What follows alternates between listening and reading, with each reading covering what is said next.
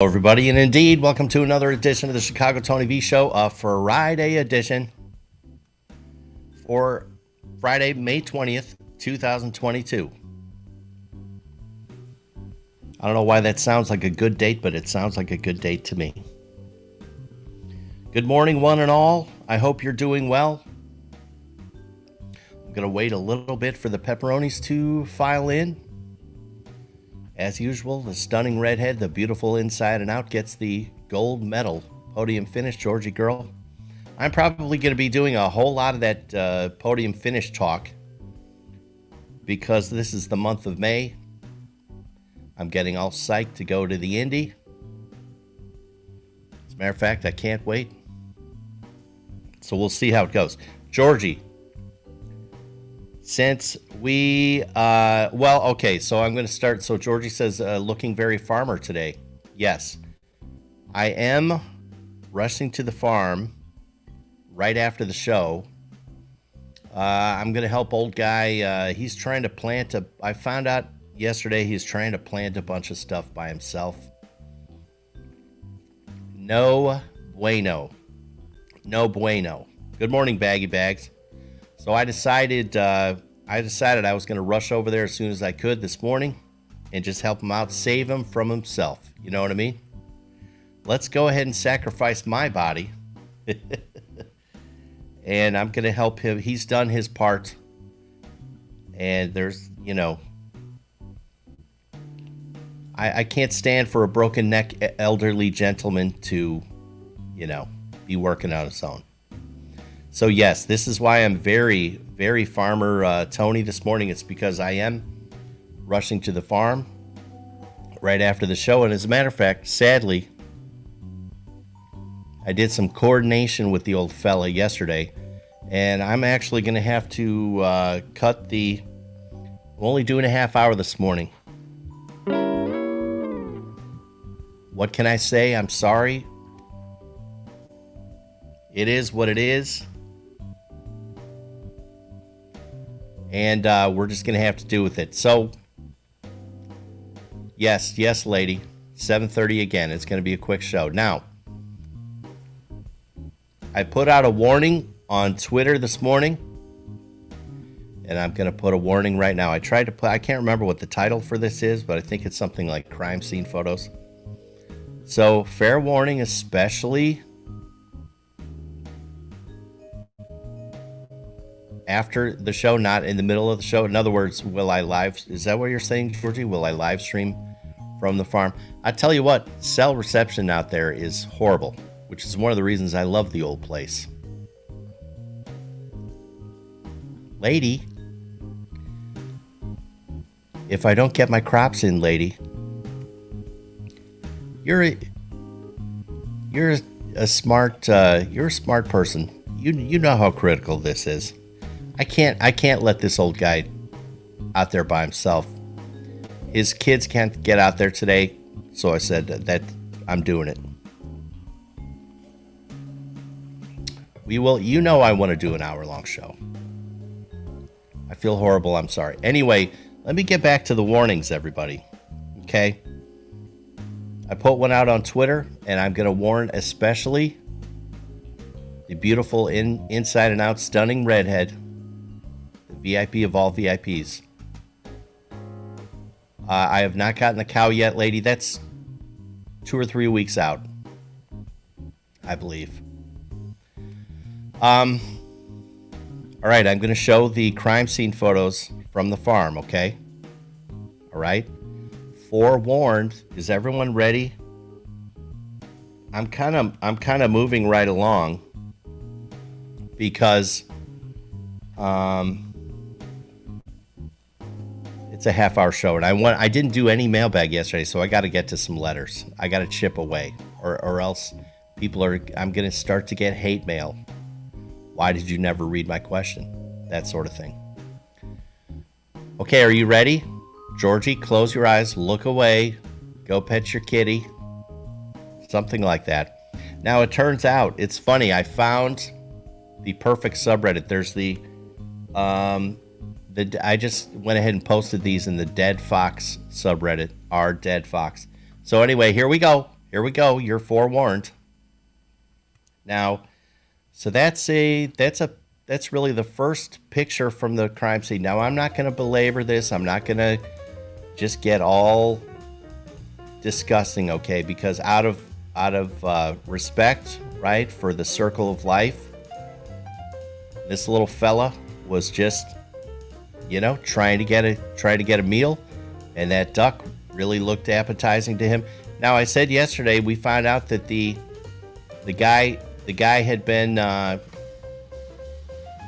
shot by another shot in the butt, right? And Amber said, "Oh, I guess that's what the thing on his butt is." She was referring to this. I don't know. It's probably hard to see, especially you folks that are on your phone. This will be meaningless, but maybe you'll have to go back and watch this on Twitch, right? But there's the wound from the butt, right? And then, so by the process of deduction, then we would say there was the shot right there that ended the fox's life. Sadly, unfortunately, it's survival of the fittest, they say, and it turns out humans can have created firearms, and foxes have not created bulletproof vests.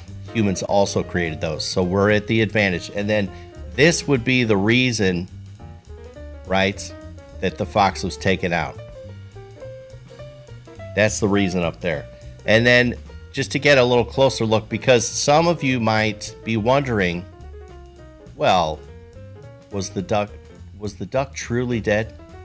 Well, if we take a closer look, you can clearly see that the duck's eyes were closed. You can clearly see that the duck's eyes were closed. So it was a dead duck. There's not much question about that. And so, like I said, I'm not going to belabor it, but this is life on the farm, Some of you folks were curious about it. I already sent the stuff to Amber yesterday. And there we have it. Now it's on the public record. I warned Twitter, as I said earlier this morning, that I was going to be posting gruesome crime scene photos, including a decapitation. Georgie, I'm curious. Did you even look? I kind of need to know.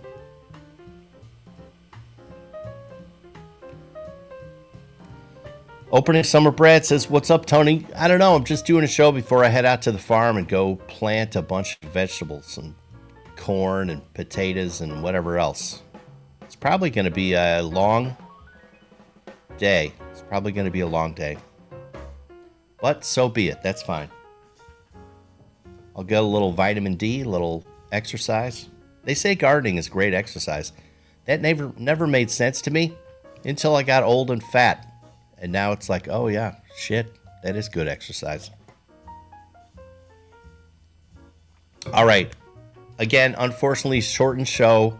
I did no mail yesterday, so I'm going to get to some mailbag here early, and we'll see how much we can chip away. And what else did I... Oh, yeah, if you want to send a letter, please do. The email address is ChicagoTonyV, like vagrant...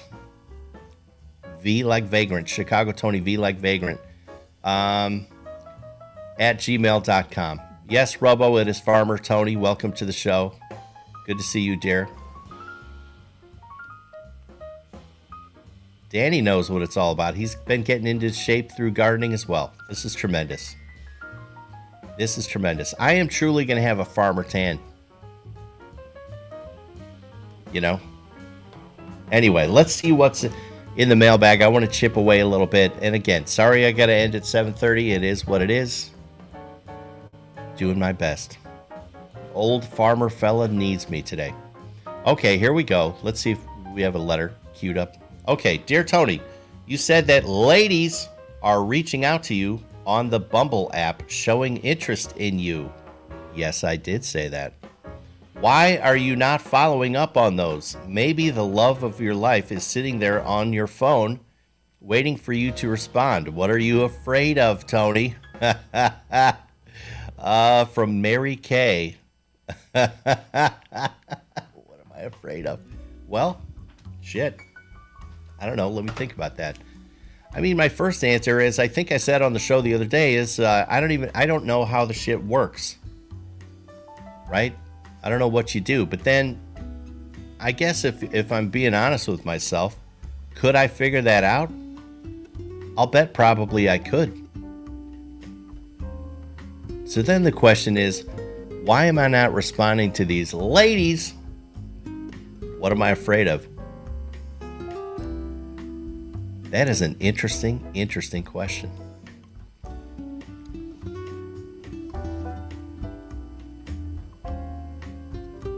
I don't know. I don't know that I have a valid answer, but as I sit here and think of it, I mean, you know what I do? Okay.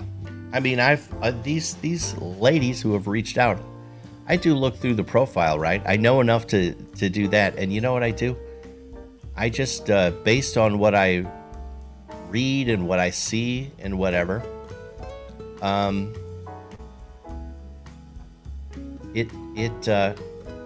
I already decide who they are before I've ever, I mean, I just open and shut case, right? Let's see. Georgie says, Mary Kay, he's holding out for a paramedic to transfer to Sheboygan.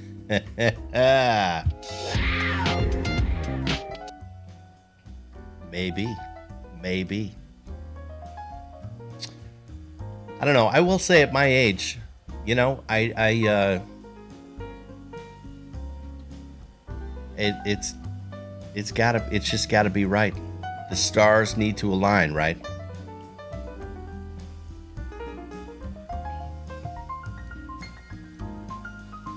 Oh my God, this is fascinating. Baggy says, I heard a significant amount of interactions on dating apps is from bots and only designed to create interest for purchasing the app. This is fascinating. You know, they have the technology, right? Can't AI make photographs of people who do not exist, right? I mean, maybe that's what's happening. I will say, because like the latest lady who reached out, right? I went through the thing and I said, she was beautiful. And it's like, this doesn't make sense that this person is reaching out to me. I smell a rat.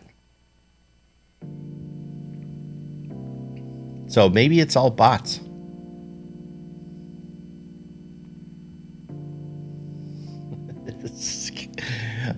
I think that's the first Snagglepuss reference, Georgie, ever on the show. I think that's hilarious.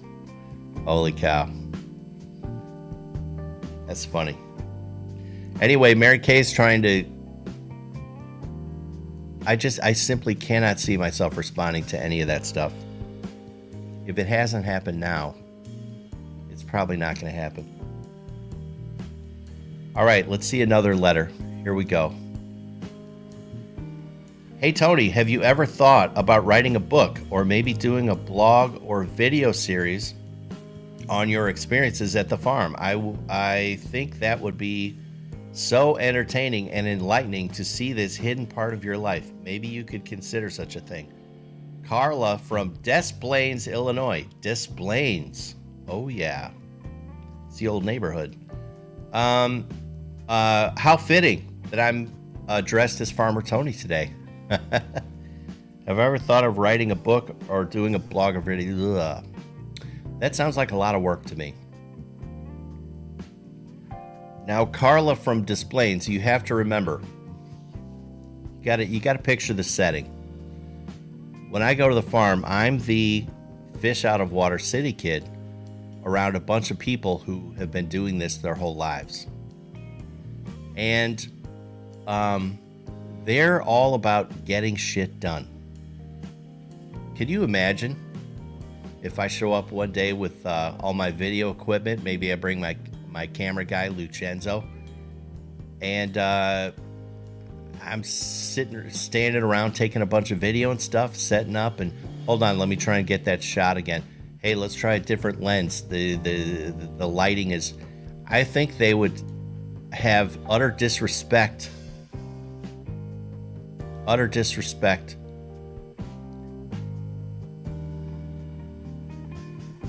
Wait, Georgie got a bunch of Hanna-Barbera stickers the other day? Jabberjaw was one of my favorite cartoons, dear. I love Jabberjaw. I think I asked you before on the show, what was that shark's name? Or, no, Jabberjaw was the shark. What was the Blue Falcon guy? Was he just called Blue Falcon? I don't know. Jabberjaw was just the shit.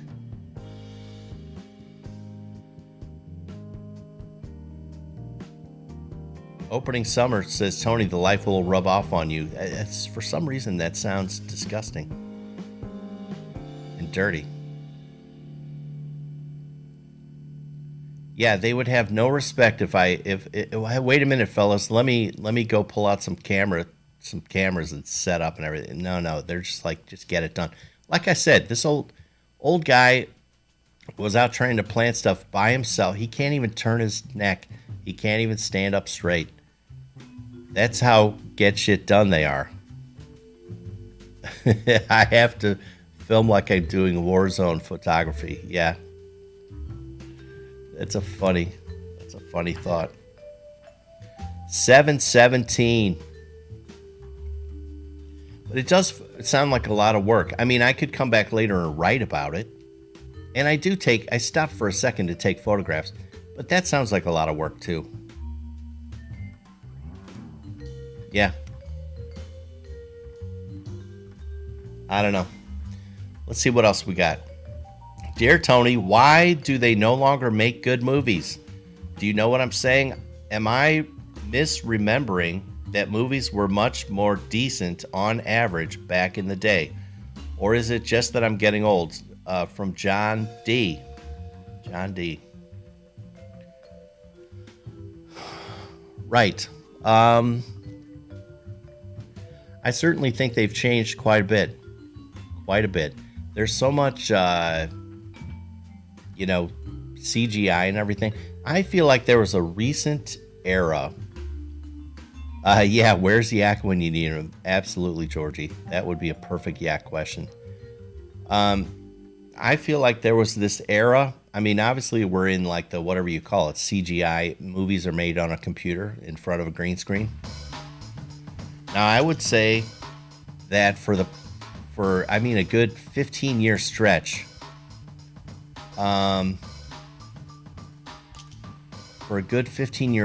that it was unsettling. Like you could just tell, like it didn't look real. I'm trying to think of a movie that would fit this. It would be a good example. I don't know. There have been so many of them, and now I can't think of a single one. But I think maybe that's part of it. Like the economics of the movie business forced them to try and do that before the technology was really believable. But then I kind of feel like we're finally to a time now where they've kind of perfected that. And it's actually pretty darn believable. Like the Venom movie. If anyone's seen the Venom movie that came out within the last 6 months, I saw it. I don't know why. Why would I ever walk into a movie like that? But I have to admit, it was pretty good. It was pretty well done. And it didn't do that thing to my brain where my brain just, during the whole movie says, it's CGI. That's CGI. It's like getting better. Yeah, I got to reach out to Yak and give him shit. I actually had an idea about something on the show with Yak just the other day. Lady, you liked the Venom movie? I thought it was great. But I know what John D is saying. Like, if you go far back enough, like pick a time, 70s or 80s, let's say, for us old people, it does feel like there were better movies. It feels like they were just there. I don't know what it is. I think they're now, because it's global. Now, when you make a movie, you're also making it for the not only the American market, not only the European market, but for Koreans, Chinese, Japanese, whatever. You gotta. Maybe that's what it is. Maybe they're not tailor-made just for us anymore. I don't know. Red Dawn, that's a classic movie. Yeah, that's a good prepper movie too. Maybe I'll watch that this weekend. Thanks for the reminder.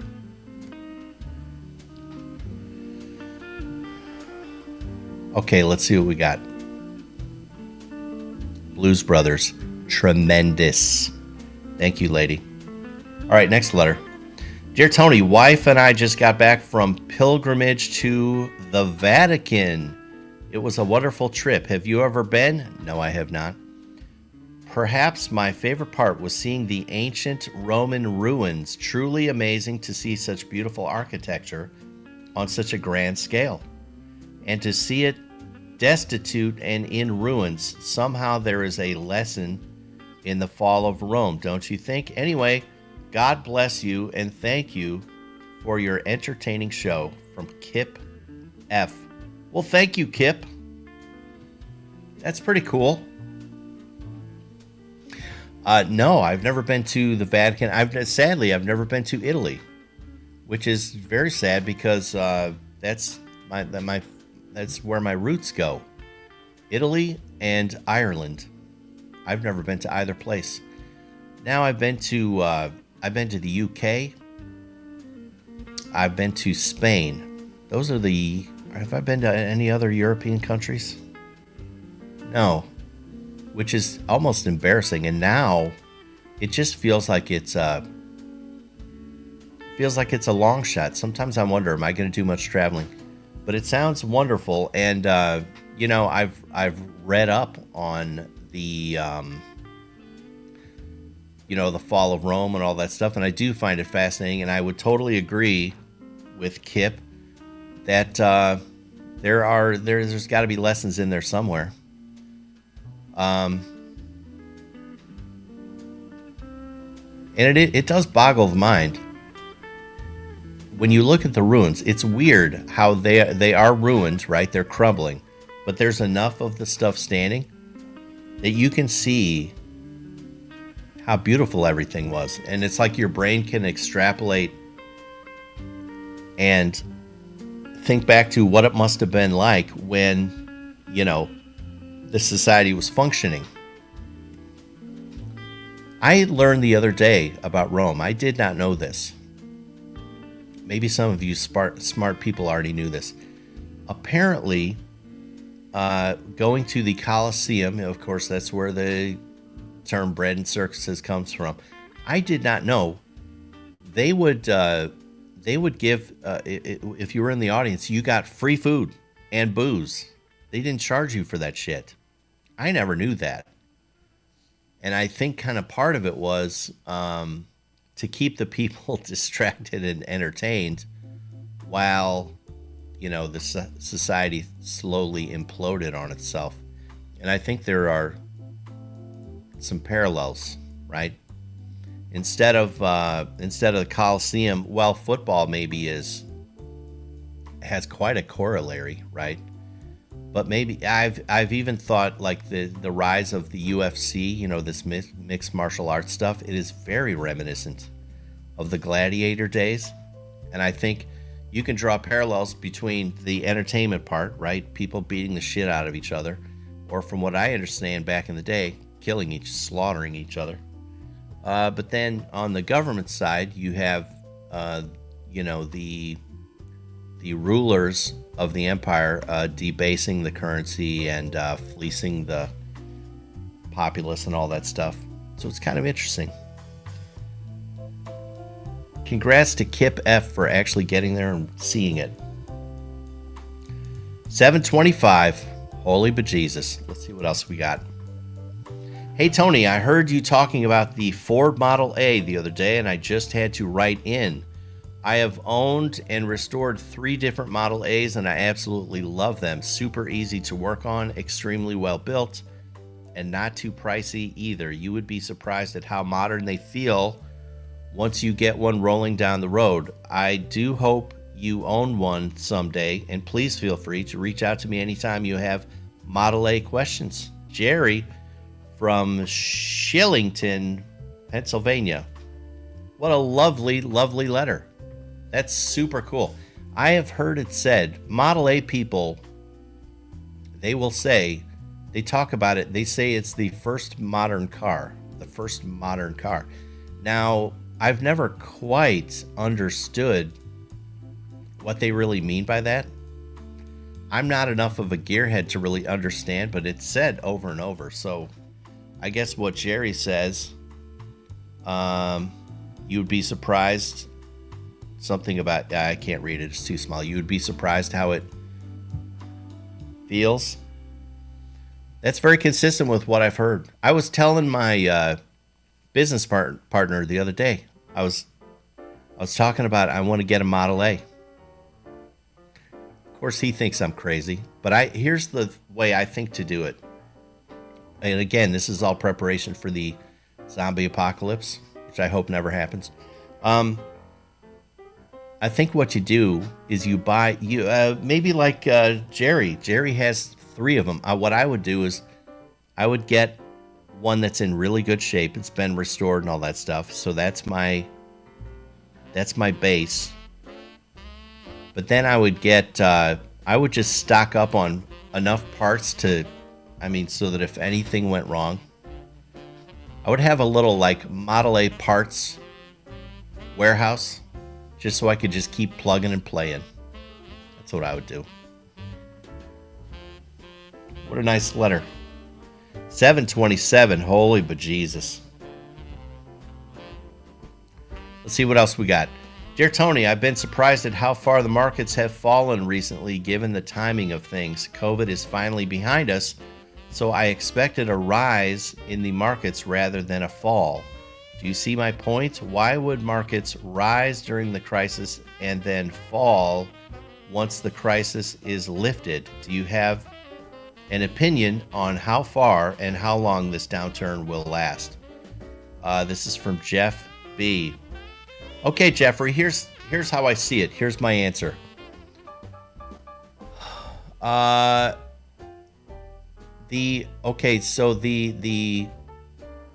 reason that what makes the market rise generally in the era that we live in is all this counterfeited money that the Fed plugs into the system, right? And what did they do?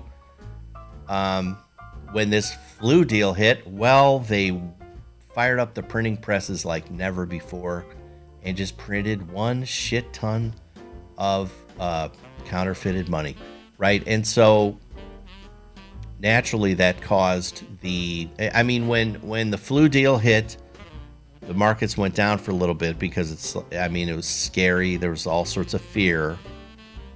And then the government fired up the printing presses and freaking doubled the money supply basically in a couple of years. Well, all that money has to find a place to go.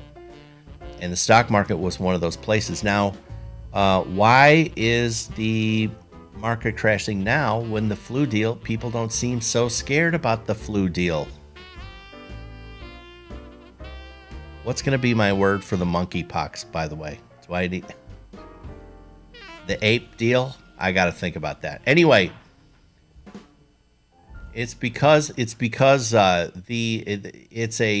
market is a bubble to end all bubbles.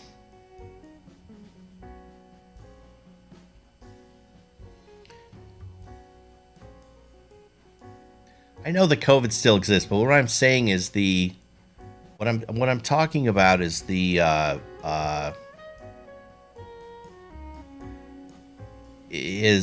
what I'm talking about is that people have generally, except for the Chinese, have generally gone back to, at least around here in Sheboygan, it's like it doesn't exist, right? And I'm not saying it doesn't exist, and I'm not saying people can't get really sick and all that stuff. But it's the hysteria has gone down, right? Yeah. So anyway, but I think the reason the market has gone down is because it was so overinflated. I mean, it was the thing compared to earnings, and then of course now earnings are going down. And we had when China locks down and just stops their country, it's going to throw a monkey wrench into everything. Okay, so I think I'm not at all surprised the market's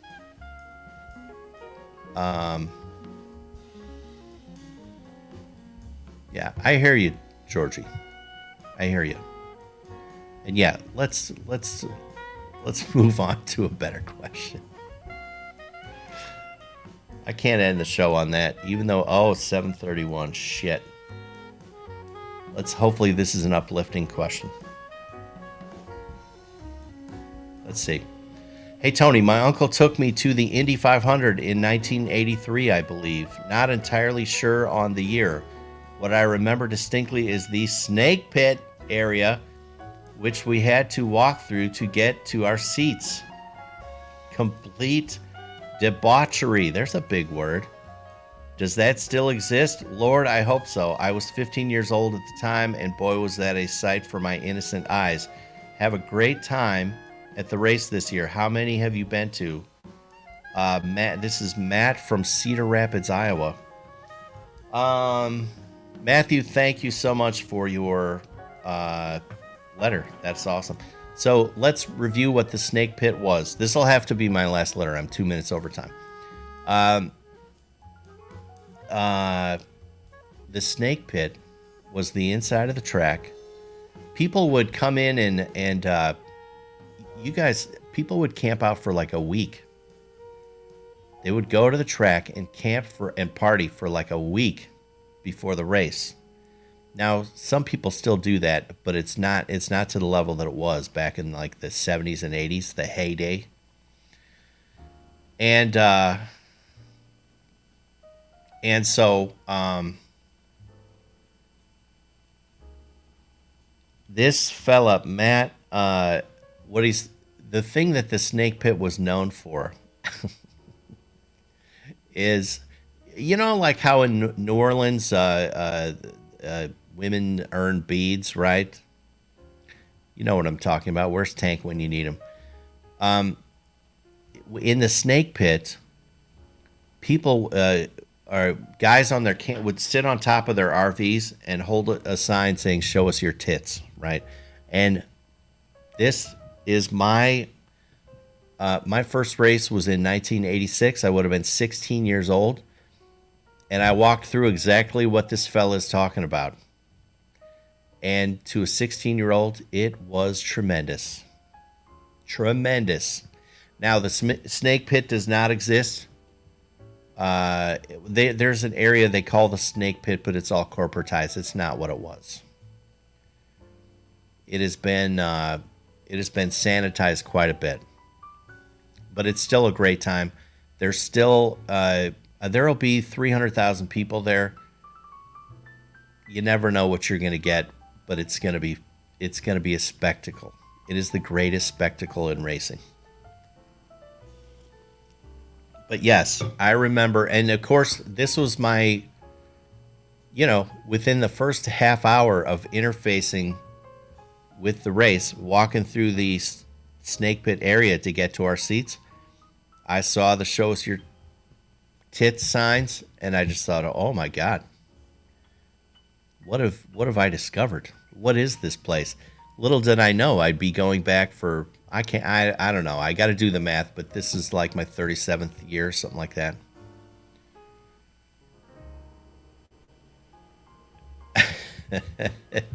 Taking Robo through the snake pit. Oh my God, no comment. All right.